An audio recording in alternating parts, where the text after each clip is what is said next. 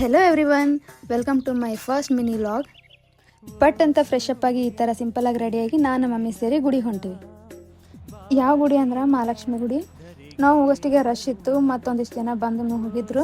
ಹಾಗೆ ಆ ದರ್ಶನ ಮುಗಿಸಿ ಬಾಜು ಇರೋ ಆ ಶಿವನ ಗುಡಿಗೂ ಹೋಗಿ ಕಿಶಿಂದ ಒಂದಿಷ್ಟು ನಮ್ಮ ಮಮ್ಮಿ ನಾನು ಮಾತಾಡ್ಕೋತಾ, ನಮ್ಮ ತಂಗಿನೂ ಬಂದಿರಲಿಲ್ಲ ಗುಡಿಗೆ.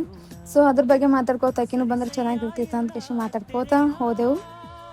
ಅದಾದ್ಮೇಲೆ ಹೋಗಿದ್ದೆ ನೆಕ್ಸ್ಟ್ ಷಣ್ಮುಖ ಶಿವಯೋಗಿ ಮಠ.